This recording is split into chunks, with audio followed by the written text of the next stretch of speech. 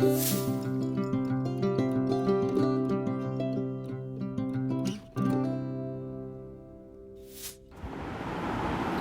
हम बात करते हैं general optical fibre communication system के बारे में। जनरल ऑप्टिकल फाइबर कम्युनिकेशन की जो अगर ऑप्टिकल फाइबर कम्युनिकेशन होगा तो उसमें उसके क्या क्या पार्ट्स होंगे, है ना। तो मैं पहले इसका ब्लॉक डायग्राम एक बार बना देता हूँ, है ना, फिर उसको एक एक करके डिस्कस करेंगे।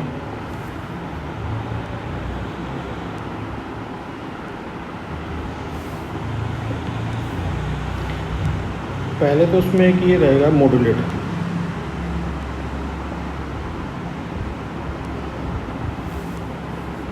इसको मैं लिख देता हूँ मॉड्यूलेटर, ठीक है। उसके बाद रहेगा एक carrier source,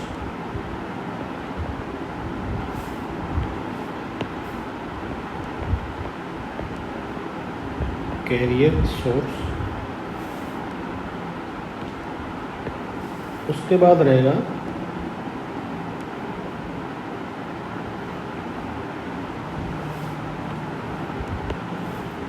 channel coupler, channel coupler, ठीक है। इस चैनल कपलर से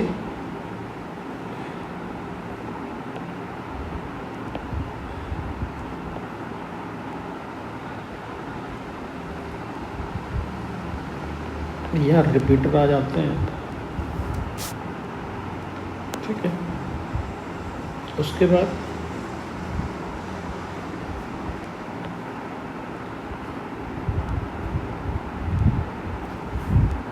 ये रिसीवर एंड पे ऑप्टिकल डिटेक्टर,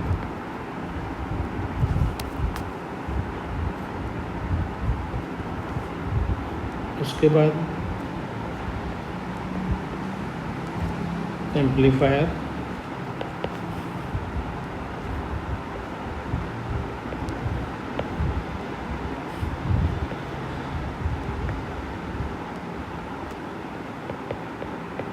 सिग्नल प्रोसेसिंग,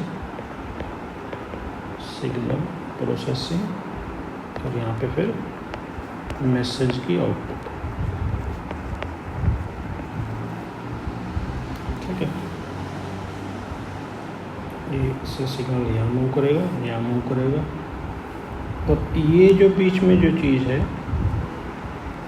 ये है आपकी ऑप्टिकल फाइबर।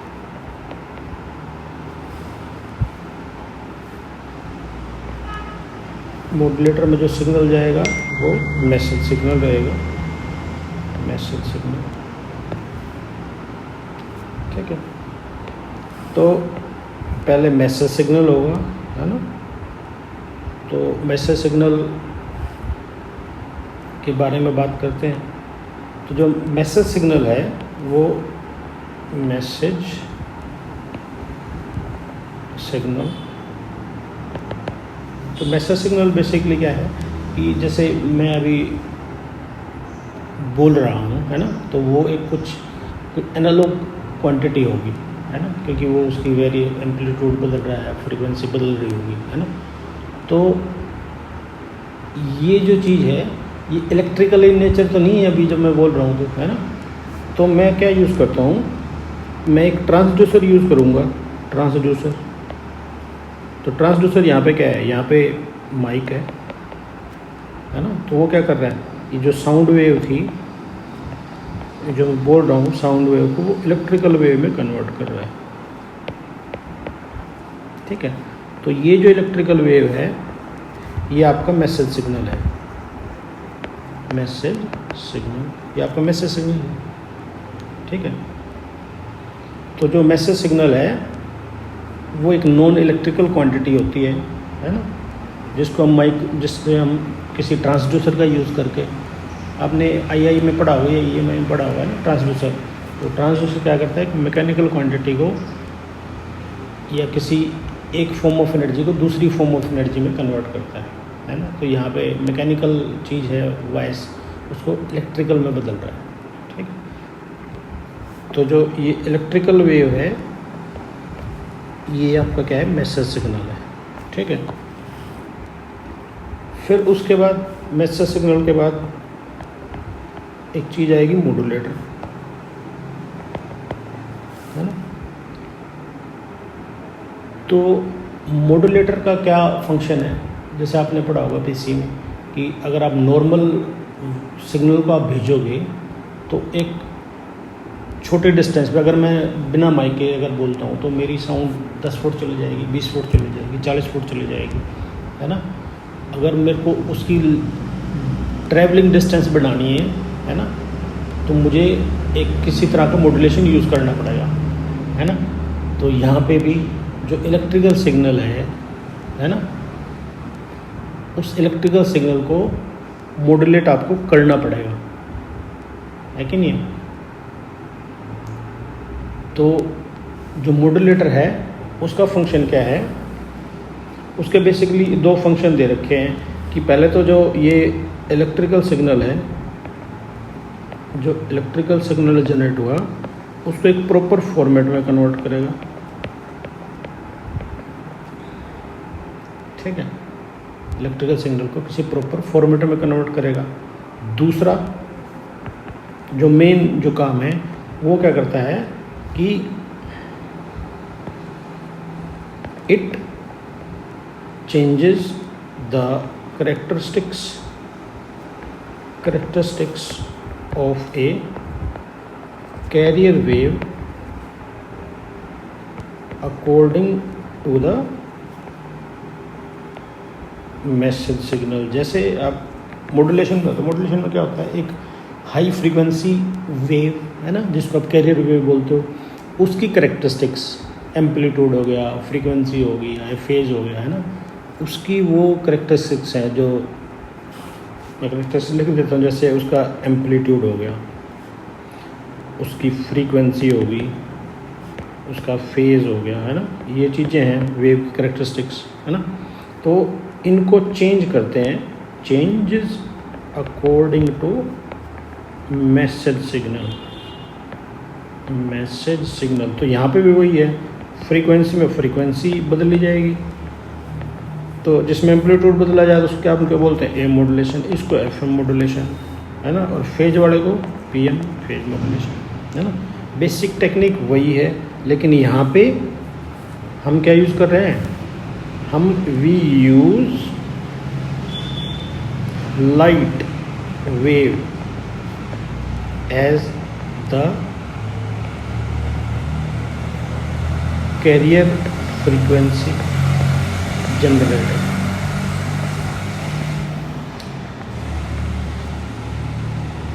तो नॉर्मल जो कम्युनिकेशन होती थी तो उसमें हम एक वेव जनरेट करते थे, हाई फ्रीक्वेंसी वेव, ठीक है।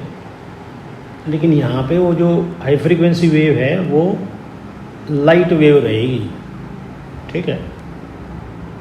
समझ के जो विजिबल रीजन है, जो उसकी रेंज जब मैंने आपको बताई थी 10⁻13 हर्ट्ज से 10⁻16 हर्ट्ज, तो उस रेंज की कोई भी वेव यूज़ करेंगे, है ना, फिर उसकी करेक्टरिस्टिक्स बदलेंगे, है ना।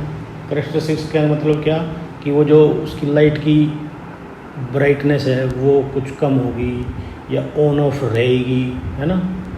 तो वो करेक्टरिस्टिक्स उसकी बदलेंगे हम किसके अनुसार, जो आपका मैसेज सिग्नल है इसके अनुसार हम वो जो लाइट वेव है उसकी करेक्टरिस्टिक्स बदलेंगे, ठीक है।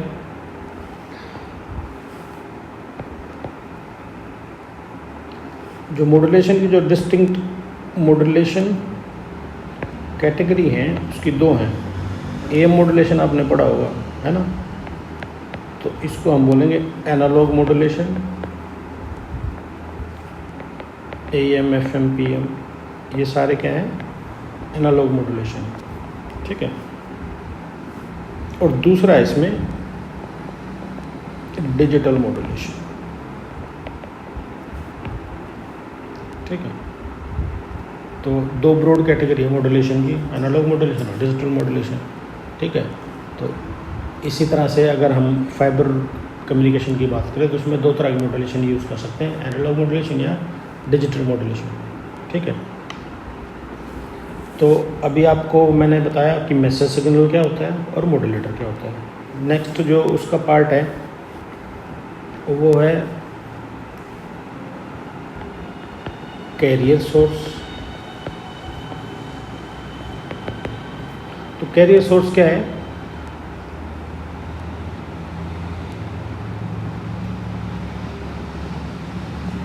It generates a wave on which our message signal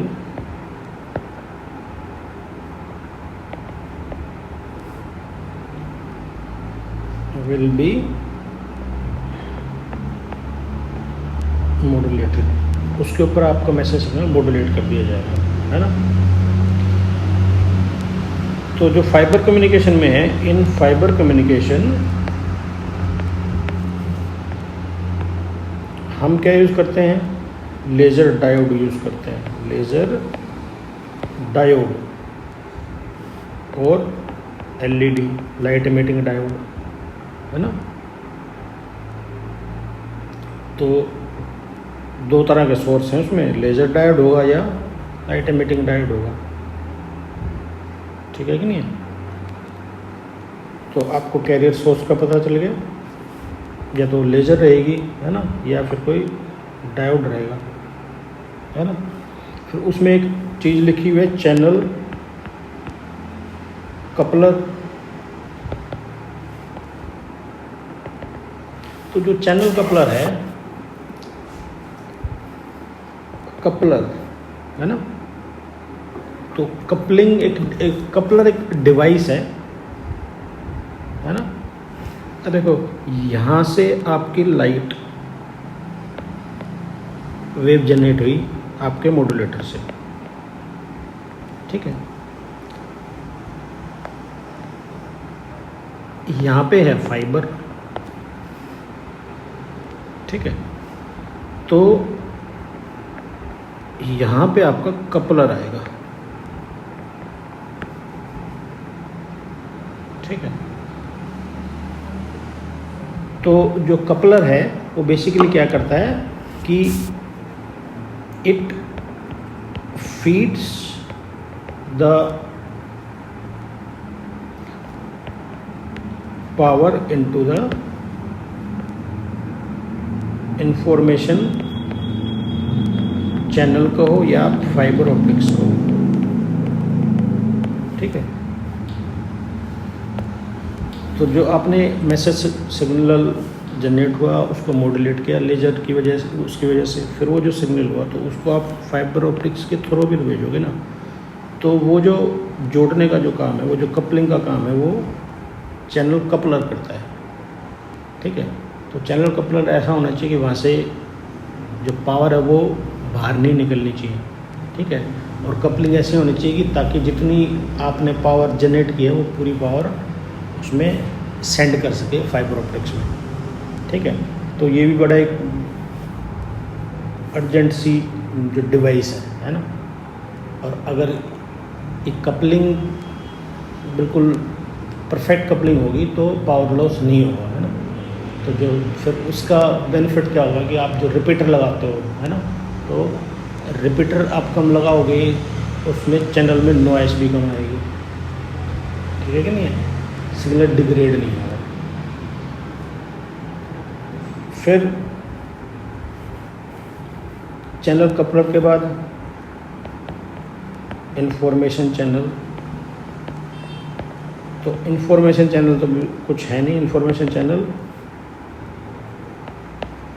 we use fibre optics as the channel to transmit our signal, है ना। तो उसके बारे में ज़्यादा भी कुछ लिखने की जरूरत नहीं है। तो आपको पता रहना कि चैनल यहाँ पे क्या है, चैनल फाइबर ऑप्टिक्स है, बस।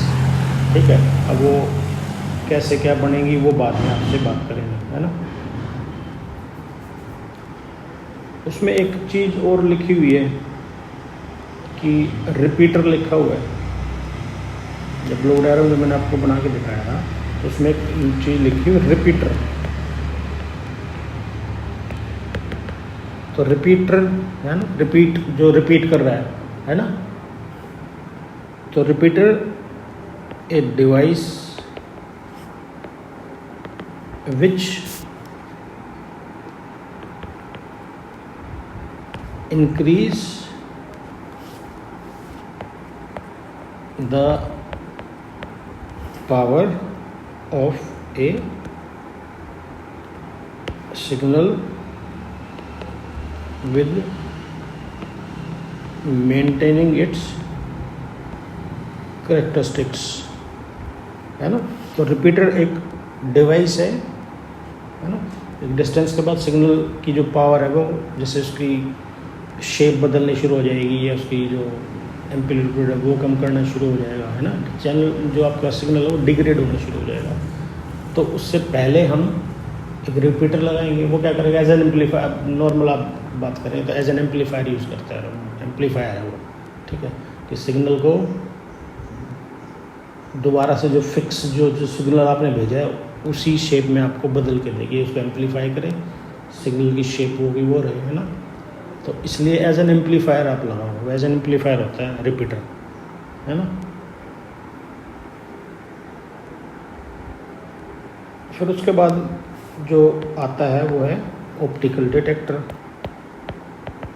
ऑप्टिकल डिटेक्टर, है ना। तो ऑप्टिकल डिटेक्टर कहाँ है, वो रिसीवर एंड पे है। रिसीवर एंड पे आपको ऑप्टिकल डिटेक्टर है ना। तो ऑप्टिकल डिटेक्टर क्या करेगा,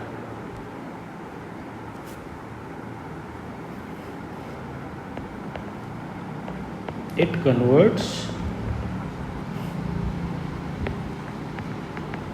optical wave which contains the message signal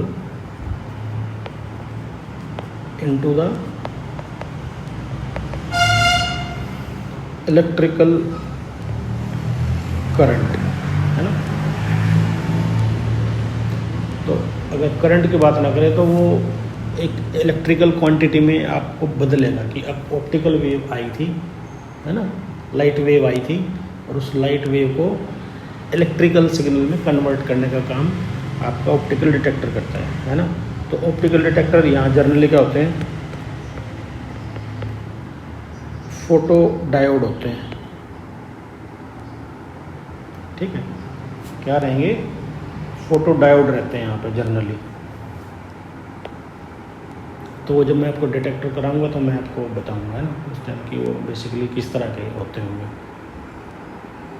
ठीक है।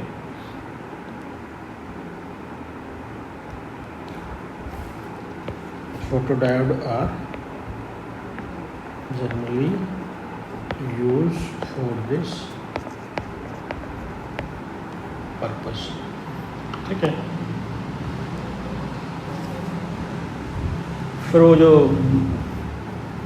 डिटेक्टर के बाद एक इसमें सिग्नल प्रोसेसिंग है, सिग्नल प्रोसेसिंग। तो जो सिग्नल प्रोसेसिंग क्या करेगा, प्रॉपर फिल्टरिंग करेगा, proper filtering of the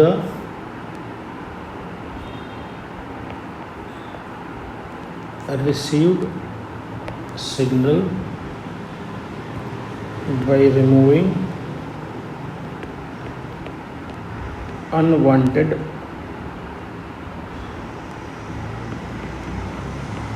power. अगर उसमें कुछ अनवांटेड पावर है ना, कुछ नॉइस की वजह से स्पाइक्स आ गई होंगी तो उनको हटा देगा, है ना, सिग्नल प्रोसेसर, ठीक है, याद रहेगा। उसके बाद मैसेज सिग्नल आउटपुट है। तो मैसेज सिग्नल आउटपुट क्या है कि मैसेज सिग्नल आउटपुट, तो मैसेज सिग्नल आउटपुट में क्या है कि आपने फिर वो जो मैसेज वहाँ से मॉड्यूलेट किया था वो मैसेज आपके पास आ जाएगा। ठीक है, तो ये बेसिकली मैंने जो आपको बताया ये बेसिकली उसका पार्ट है। ठीक है कि नहीं? जो आपका ऑप्टिकल फाइबर कम्युनिकेशन है उसके बेसिकली ये 5-6 पार्ट हैं, ये आपको याद होने चाहिए, है ना। एग्ज़ाम में आ जाता है कि जनरल उसका ब्लॉक डायग्राम बनाओ आपकी ये जो कम्युनिकेशन है ना, ऑप्टिकल फाइबर कम्युनिकेशन का। तो ये आप पार्ट लिखोगे और ये जितने जितने ये ब्लॉक्स हैं वो सारे आप एक एक करके एक्सप्लेन करोगे। ठीक है, अब उसके बाद आता है कि एडवांटेज क्या है ना। उसके बाद आएगा कि advantages of optical fibre communication. उसके एडवांटेजेस क्या रहेंगे कि एक तो वाइड बैंडविड्थ है उसकी। क्या है? Wide bandwidth. मैंने आपको बताया था कि जो ऑप्टिकल कम्युनिकेशन है उसकी जो रेंज है वो 10⁻13 से 10⁻16 है ना। तो ये इसकी बैंडविड्थ है। ठीक है, तो इस रेंज में आप सिग्नल आप मॉड्यूलेशन कर सकते हो लाइट वेव के साथ, है ना। तो इसकी जो बैंडविड्थ है वो बहुत ज़्यादा है। तो अब बहुत ज़्यादा है तो मतलब एक नंबर ऑफ मैसेज ज़्यादा भेज सकते हो, है ना। तो बैंडविड्थ का मतलब यही है ना कि जो जितने सिग्नल आप उसमें भेज सकते हो वो बैंडविड्थ है ना। बैंडविड्थ का मतलब नॉर्मल सोचो कि रोड के बारे में, जो जितनी चौड़ी रोड है तो उतनी स्पीड से डाटा जाएगा, उतनी स्पीड से गाड़ियाँ चल सकती हैं। तो ऑप्टिकल फाइबर कम्युनिकेशन की में ये है कि आप उसके थ्रू ज़्यादा से ज़्यादा आप डाटा भेज सकते हो। ठीक है, तो एक तो बैंडविड्थ हो गया, दूसरा क्या हो गया? लो लॉसेस। ठीक है, तो लॉसेस का क्या है कि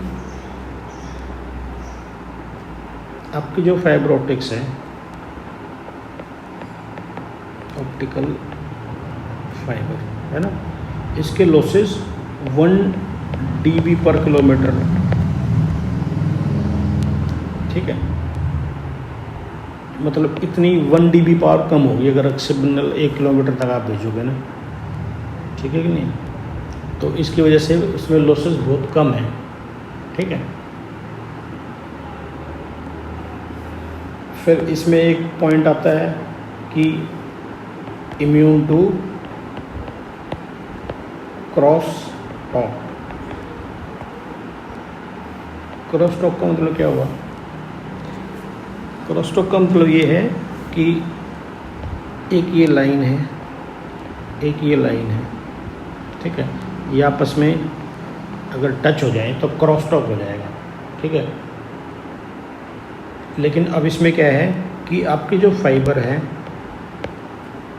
ना, तो फाइबर प्लास्टिक की बनी हुई है।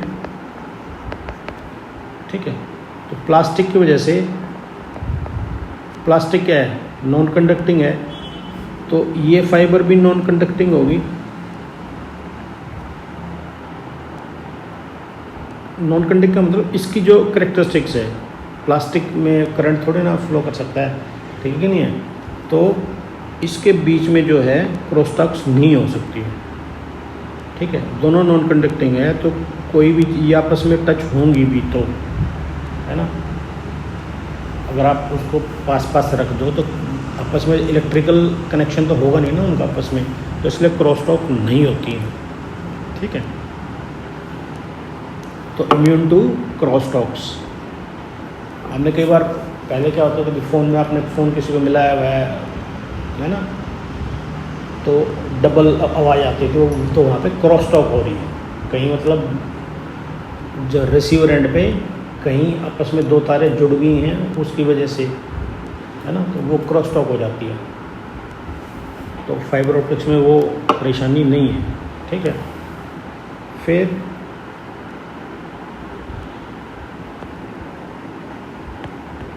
इंटरफेरेंस इम्यून,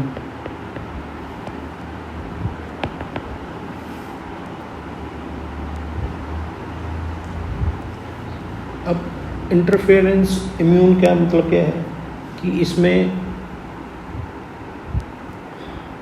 एक तो ये वैसे भी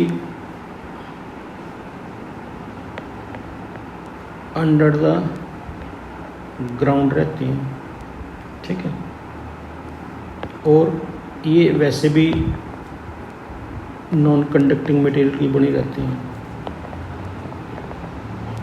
है ना। तो इसका फ़ायदा क्या रहेगा कि जो लाइटनिंग की वजह से या स्पार्किंग की वजह से, है ना,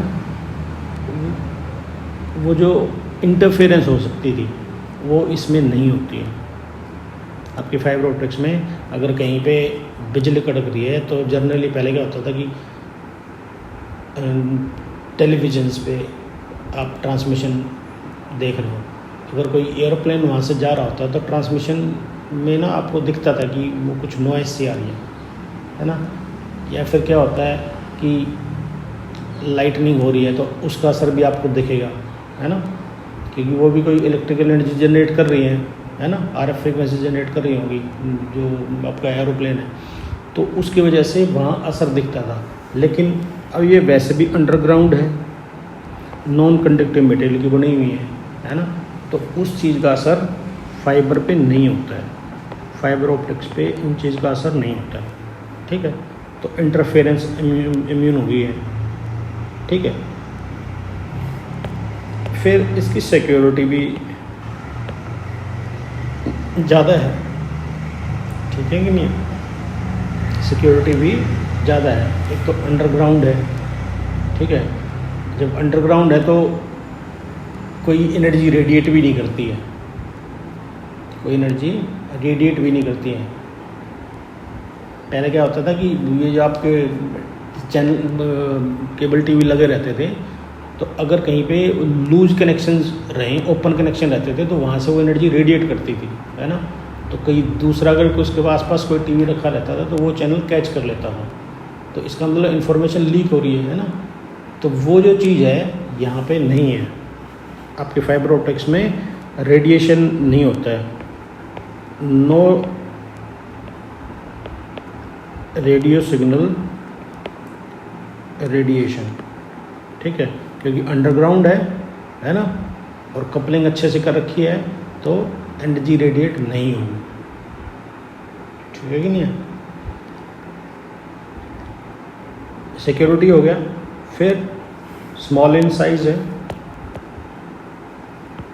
स्मॉल इन साइज, है ना। अब उसका साइज देखोगे तो आपका जो हेयर है उसके साइज की आपकी एक फाइबर रहती है, ठीक है। लाइट इन वेट, वेट में भी लाइट रहती है, ठीक है। फिर मोर स्ट्रेंथ, उसकी स्ट्रेंथ भी ज़्यादा रहती है ना। तो ये 5-6 पॉइंट्स हैं। ये अगर पाँच नंबर का क्वेश्चन आएगा तो ये 4-5 पॉइंट आप लिखोगे, उसके बारे में लिखोगे तो मोर देन सफिशिएंट है, ठीक है। अब देखो उसकी डिसएडवांटेज क्या है। इसके डिसएडवांटेजेस तो हैं, अब डिसएडवांटेजेस भी होंगी।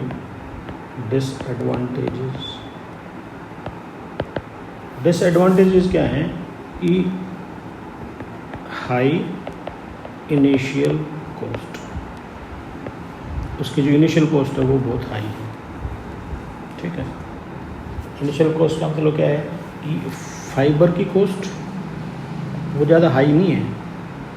वो जो आप डिवाइसेस यूज़ करते हैं ना, डिवाइसेस एज ट्रांसमीटर, कपलर या रिसीवर, ऑल आर कॉस्टली, ठीक है। इसलिए जो स्टार्टिंग कॉस्ट है वो, इनिशियल कॉस्ट है वो हाई रहती है, क्योंकि इसमें जो डिवाइस लगेगी, एज ए ट्रांसमीटर जो लगेगा, कपलिंग लगेगी, कपलर जो लगेगा, रिसीवर लगेगा, वो सारे कॉस्टली रहते हैं। ठीक है, और उनका जो मेंटेनेंस है ना, उनकी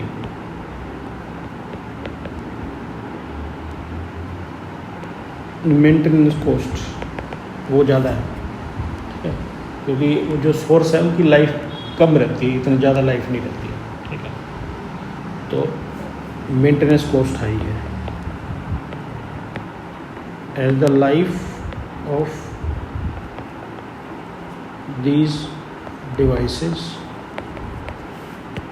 is low। ठीक है, उनकी लाइफ लो रहती है। ठीक है, तो आपको 5-7 साल में बदलने पड़ेंगे। ठीक है कि नहीं है। फिर एक क्या है कि आपको अब ज्वाइनिंग इसमें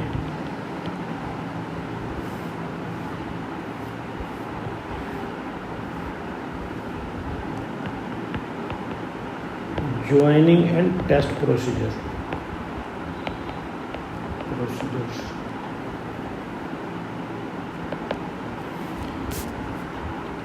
जब आप दो केबल को जोड़ते हो ना, नॉर्मल हम क्या करते हैं, एक प्लायर लिया और जोड़ दिया, नॉर्मल तरीका है ना, आसान है। उसके लिए प्लायर आएगा 50 रुपये का, तो आप उसको जोड़ सकते हो आसानी से, उसमें आपको दिक्कत नहीं आती बिल्कुल भी। लेकिन अगर आपको फाइबर ऑप्टिक्स को जोड़ना है तो आपको क्वालिफाइड आदमी चाहिए, है ना, साफ़ सुथरा एनवायरनमेंट चाहिए, इसके लिए आपको एक हाईटेक मशीन चाहिए। ठीक है, तो जो काम नॉर्मल जॉइनिंग में हो जाता है एक प्लायर का यूज़ करके, है ना, यहाँ पे उसके लिए आपको क्वालिफाइड इंजीनियर चाहिए होगा। ठीक है, और क्लीन इन्वायरमेंट चाहिए होगा, और आपको मशीन चाहिए होगी, मशीन। ठीक है, आज से 20 साल पहले तो बड़ी से पूरी कंप्लीट मशीन आती थी, है ना, उसका यूज़ करके जोड़ते थे। लेकिन आजकल आपने देखा होगा ना, जैसे ये आजकल तो घरों में जो वाईफाई लगे रहते हैं ना, तो वो भी सारा ऑप्टिकल फाइबर कम्युनिकेशन के थ्रू हो गया। तो अब वो चीज़ें थोड़ी सी कंट्रोल में है, तो छोटी सी डिवाइस आती है ना, दो फाइबर को जोड़ने के लिए। ये जो प्रोसेस से फाइबर हम जोड़ते हैं उसको बोलते हैं स्प्लाइसिंग, है ना। क्या बोलते हैं? स्प्लाइसिंग। दो फाइबर को आप जोड़ोगे तो उसको बोलते हैं स्प्लाइसिंग। ठीक है, तो वो काम करने के लिए एक्सपीरियंस आदमी तो चाहिए, है ना, इन्वायरमेंट भी साफ चाहिए। ठीक है, और मशीन चाहिए, है ना।